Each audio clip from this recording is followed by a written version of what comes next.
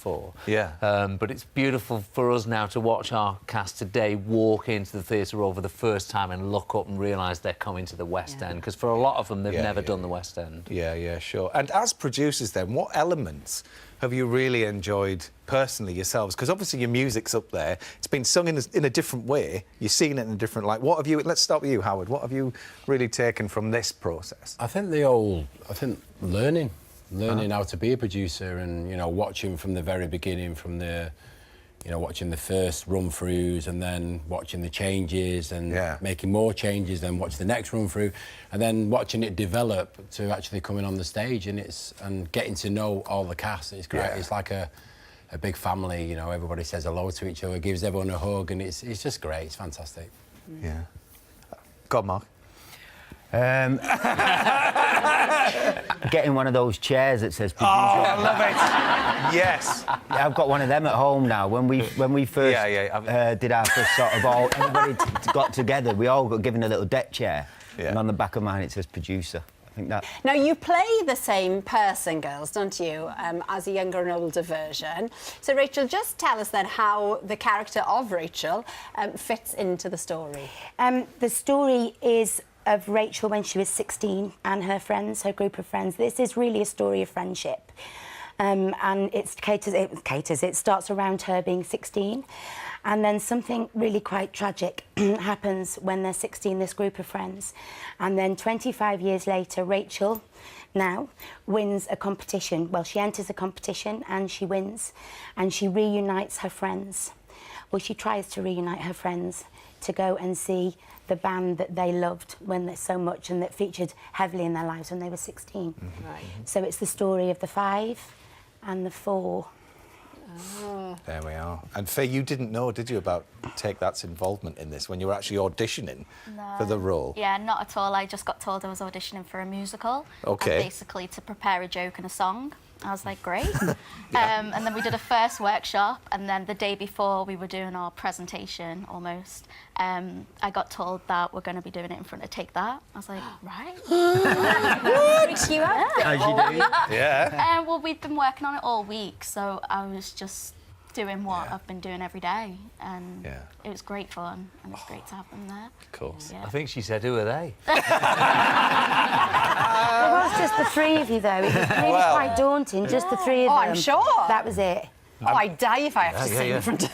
Well, the thing is, though, the surprises keep on coming, because for people who turn up as an audience, they don't know. But you at occasions come out on stage, don't you, at some random venues? Nobody... Producers. Yeah, well, the thing is, we don't, you know, we don't want it to disturb the show, so we often just lie there or look through, like, a crack in the curtain just to see what's going on. It's great. It's actually great seeing... Sorry, Mark. It's actually great seeing the crowd's reaction. As well as the show. Well, that's the thing with the music. I mean, everybody has such fond memories of those. And it means each song means something to everybody that's going to be there. So the feel-good factor that's in the theatre is just magic. And the band will continue touring across the UK and Ireland into next year. And tickets for the London shows later this year went on sale today. You've got to be quick. 50% we understand have gone, haven't they? 50% have gone Is that right? Yeah, Yeah, it is. that's it, Gary. Right, I better tell me mum. When he has Get her booked in. Look at that. Well, more dates, that's what you need. Exactly. Well, as Matt says, it is all over the... Yes, it is a yes to both. Brilliant. We've got a great set about at the end of the year. Go on.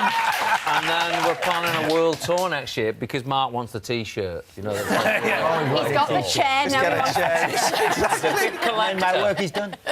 Big collector, Mark is. That's great. Yeah. So is that just a massive world tour then? You're just going to set off and off you go? Yeah, we're actually we're recreating some of the songs for the greatest hits, and we've got 3 new songs that we're going to put on the greatest hits, and so we want to go to all the territories that we've never been to before, like South America, and sort of, you know, we get so many, you know, South American flags in our audiences, you know, well, we've got to sort of pay them back and go to these countries. Oh, it's hard, isn't it? It's hard. It is a hard job. So you're reimagining some of your greatest hits as well, aren't you, for this album? It's going to be out about Christmas time-ish.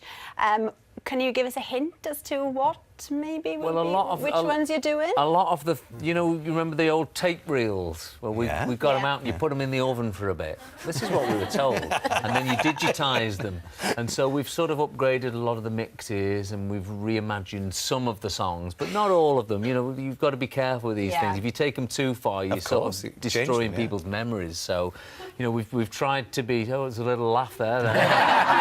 Don't change anything, No, Gary. we tried to be respectful to the music, but just, you know, just putting a load of music on an album wasn't enough for us. We wanted to go back and just have a look through it and try and make it sound better. Nice. Lovely. We've got a great picture of you, Gary, with something that you like to do when you're on tour. This is a bingo. What are you doing here? Your little bingo call? Oh, yeah, that's... it's called Barlow's Bingo. Oh, yeah. And, yes, I do it, I'm quite professional at it, because when I used to play the working men's clubs, we used to play bingo all the time. But it's amazing that you say, we're having bingo tomorrow night. You can't get a seat in the house. Everyone loves it. Loves it. It looks very rock and roll. It is. On that rock and roll image, that's where we will leave it. Now, tomorrow, Simon Pegg and Olivia Cook tell us all about their...